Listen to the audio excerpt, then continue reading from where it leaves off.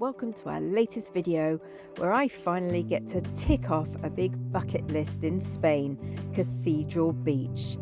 Would it meet my expectations or be a bit of a damn squib? Come on in and check it out.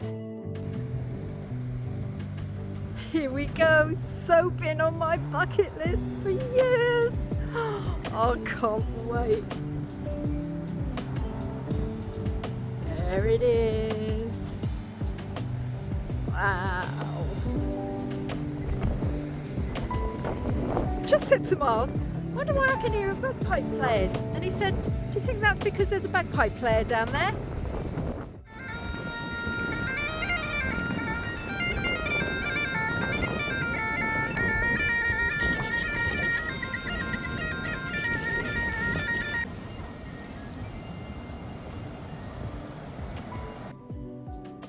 Cathedral Beach and the coastline along this northern stretch of Spain is a natural phenomenon created by Mother Nature's hand, the best architect around. Thanks to time, tides and weather, Cathedral Beach is full of the most amazing caves, arches and cliffs. It's made up of quartzite and slate dating back 500 million years. Thanks to their composition and strata, erosion has played its role in the creation of this natural monument. Held together by sandy beaches, this whole area is a spectacle, at low tide, mind. During high tide, its secrets are kept deep within its waters. The locals see this as quite a spiritual centre, so it's often very busy, and that's without us visitors. So numbers are generally held back to 5,000 to make sure that the area is protected. So if you come in high season, it's really worth checking how you can get there. Often buses during July and August are put on from Ribadeo because the car parks are just overwhelmed. So best time to come? Shoulder season without a doubt.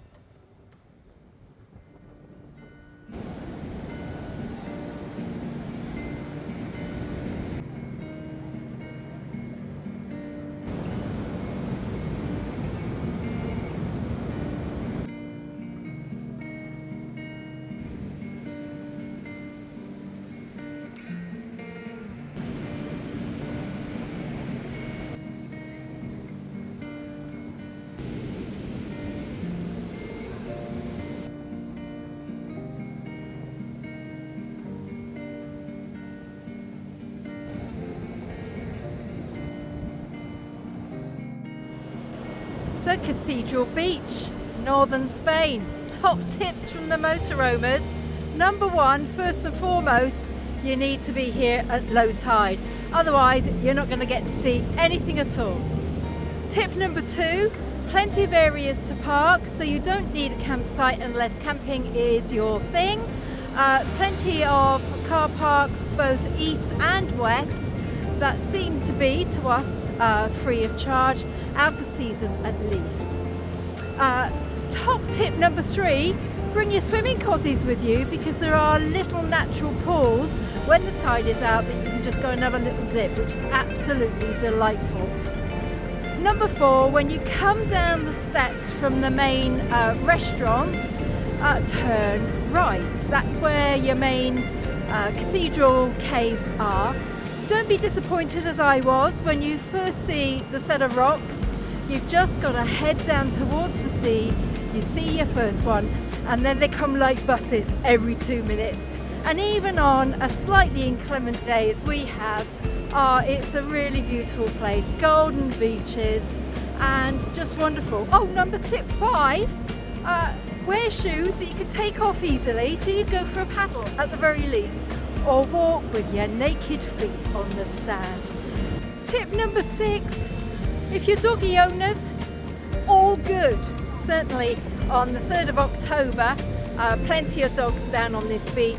Before heading back up the stairs, we've just turned left because we might not come back here again, so it's always good to see the complete story. And this is what you get on the left-hand side of the beach. It's definitely quieter, this neck of the woods. rock formations here are just stunning.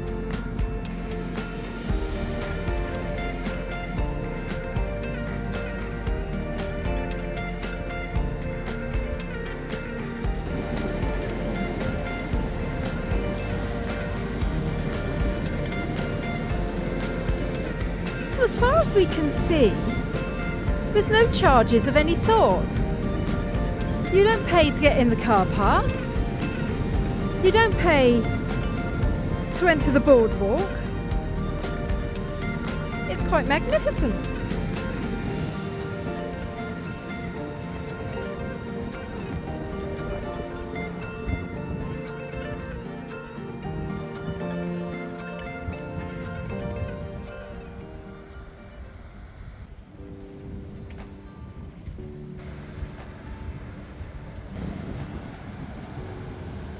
If you have any mobility issues, it looks like this is as far as you could get on the one side, which is at least a very beautiful view.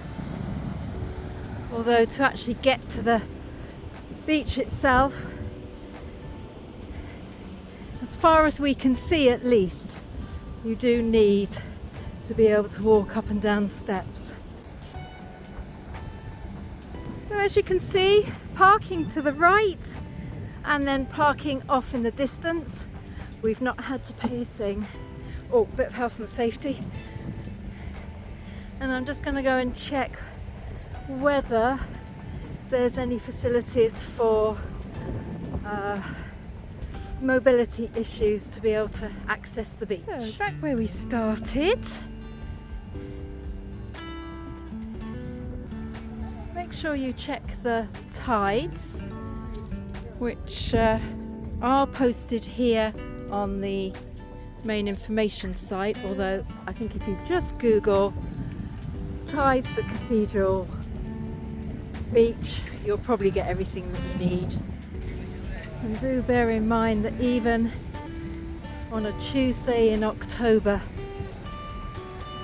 it's crowded. Okay, so my assessment of mobility issues is you can get down to this viewing point just here, either from the main car park up there that's got a pavement directly down there to at least view, although in terms of actually getting on the beach you have to take these steps down here.